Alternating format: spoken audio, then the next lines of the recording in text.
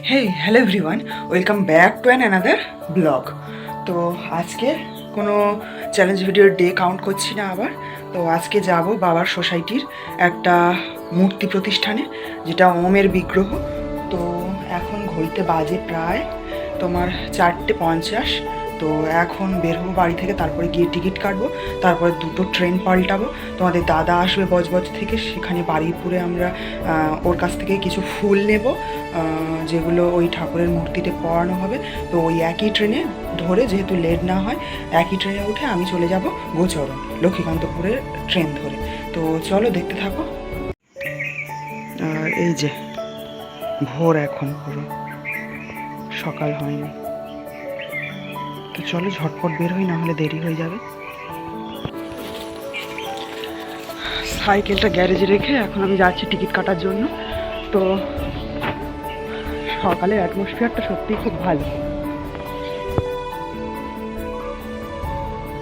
তারপর ট্রেনে উঠে দুপাশের ভিউটা দেখতে দেখতে নামলাম বারুইপুর। আর বারুইপুর থেকে লক্ষ্মীকান্তপুরের ট্রেন ধরে ওর হাত থেকে ফুলটা নিয়ে ওই একই ট্রেনে উঠে নামলাম গোচরণ। গিয়েই ওখানে ওমের বিগ্রহটার কাছে ফুলগুলো আগে প্রথমে সাজিয়ে নিলাম, তারপরে একে একে সাজাতে লাগলাম ফুলগুলো।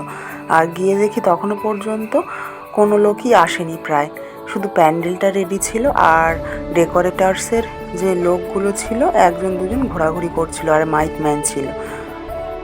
আর তারপরে আস্তে আস্তে লোকজন আসলো, রান্না বান্না, পূজা আর অনুষ্ঠান সূচি, স্টেজে যারা কাজ করবে, এই 3টে পার্ট সামলাতে সামলাতে সারাদিন কেটে গেল। আর কোনো ভিডিও ক্লিপ নিতে পারেনি। ছোট ছোট বোনেরা আর ভাইরা যে ক্লিপগুলো নিয়েছে সেগুলোই তোমাদের সাথে এখন কিছু শেয়ার করে নেব। আর আমাদের উপশম যৌগিক সোসাইটির অফিসিয়াল পেজে পুরো অনুষ্ঠানটাই আপলোড থাকবে। চলো অনুষ্ঠানের এখন ছোট ছোট কয়েকটা ক্লিপ তোমাদের সাথে শেয়ার করে নিই।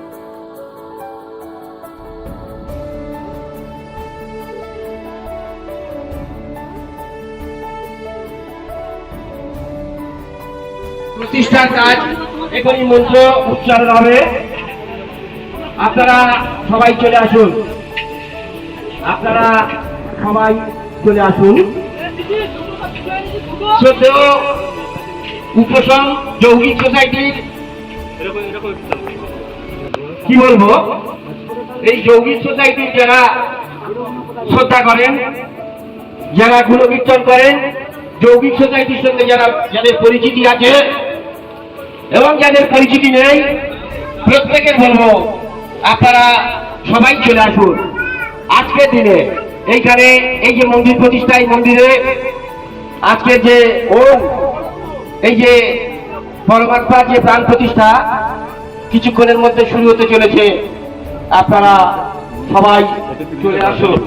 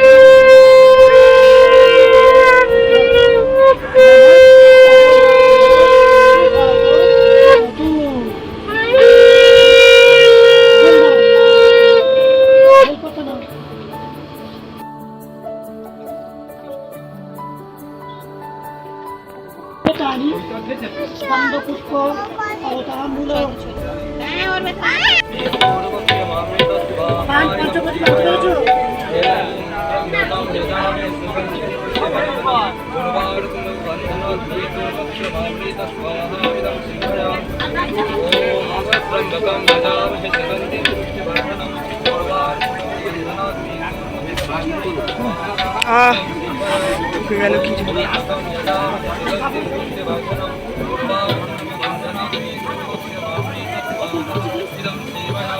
কৃষ্ণ শ্রীকৃষ্ণার্জুন সংবাদে শ্রীকৃষ্ণার্জুন সংবাদে ব্রহ্ম বিদ্যায়াং ব্রহ্ম বিদ্যায়াং যোগ শাস্ত্রে যোগ শাস্ত্রে ভক্তি যোগ নাম ভক্তি যোগ নাম দ্বাদশ অধ্যায় দ্বাদশোऽধ্যায়ः। ওম শ্রীকৃষ্ণার্পণমস্তু। ওম শ্রীকৃষ্ণার্পণমস্তু।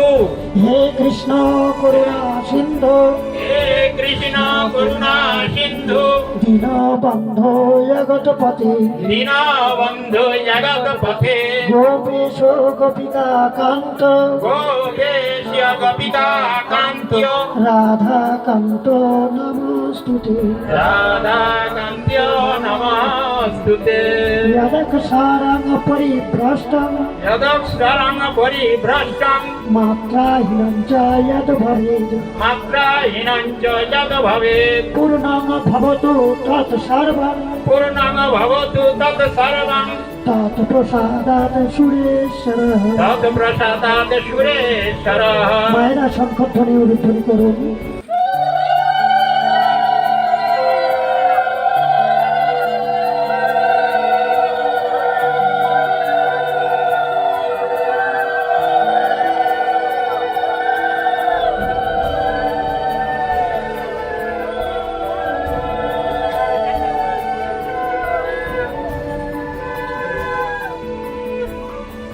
নমো নমঃ। আচ্ছা, যারা যারা ভিডিওটা দেখলে তারা ভাবছো কিসের জন্য, কি কারণে এই অনুষ্ঠানটা হচ্ছে আর এদের লক্ষ্যটা কি। অ্যাকচুয়ালি সেটা শেয়ার করতেই এই ভিডিওটা এখন আমি করছি। তো আমাদের লক্ষ্যগুলো শর্টে এখন আমি বলে দিচ্ছি। তো এবছরে অনুষ্ঠানটা হয়েছিল তারই এটা হ্যান্ডবিল।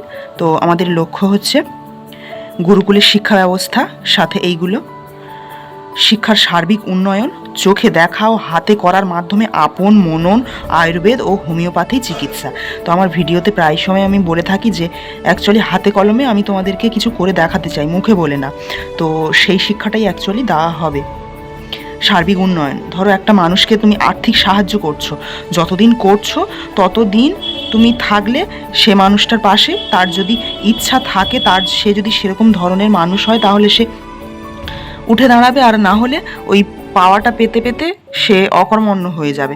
তো আমরা সেই জিনিসটা চাচ্ছি না। বহুত মানুষকে একটা সময় হেল্প করা হয়েছে, উল্টে তারা আরও হিংস্র হয়ে গেছে। তো আমরা দেখেছি যে ওটা ঠিকঠাক নয়, আমাদের প্র্যাকটিক্যাল ওয়েতে করা আছে। তো সেই জন্য আমরা চাই একটা মানুষকে ভিতর থেকে পাল্টাতে। সেই জন্য দরকার যে হাতে কলমের শিক্ষাটা, সেটাই দেওয়ার চেষ্টায় এই কলমটা রাখা। তারপরে আসছে স্বাস্থ্যের সর্বাঙ্গীন বিকাশ, দূষণমুক্ত প্রকৃতিজাত খাদ্য, মনকে সৎ চিত্ত আনন্দময় করা, এগুলোর মাধ্যমে গ্রন্থাগারের ব্যবস্থা, এই যে তোমরা দেখতেই পাচ্ছ। চাকরিজীবী ও ব্যবসায়ী ও কর্মব্যস্ত মানুষের জন্য ভ্রাম্যমাণ পাঠাগারের মাধ্যমে পরিষেবা, প্রসূতি মায়ের জ্ঞান বিজ্ঞান ভিত্তিক পরিষেবা। মানে একটা বাচ্চা যখন তৈরি হয় তখন তো মার গর্ভ থেকেই তৈরি হয়। মানে অনেকেই এটা ধারণা আছে যে যখন ভূমিষ্ঠ হয় তখন থেকেই হয়তো তার মানে কার্যকলাপের উপরে জোর দিতে হয়। অ্যাকচুয়ালি তা না, জোরটা দিতে হয় মায়ের গর্ভে থাকতেই। তারপরে 8 নম্বরে আসছে সন্ন্যাস আশ্রম গড়ে তোলা, এই যে ব্যাপারটা। তারপরে মহিলা আশ্রম গড়ে তোলা, যারা মহিলা আর কি তাদের জন্য। তো আদর্শ গৃহী ও সন্ন্যাসী প্রত্যেককে শতাধিক বৎসর, 120 বৎসর পরমায়ু লাভ করার সুযোগ। আশ্রমের অনুমতি ব্যতীত এই সাধন পদ্ধতির প্রচার আইনত দণ্ডনীয় অপরাধ। তো এই হচ্ছে আমাদের লক্ষ্য।